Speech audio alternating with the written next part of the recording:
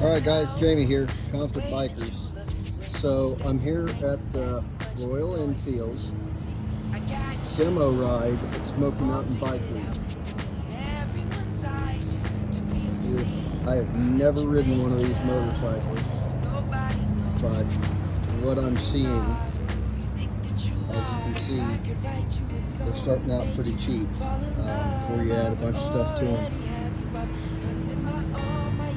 They have got kind of the off-road, military looking, like they got a little bit of everything, guys.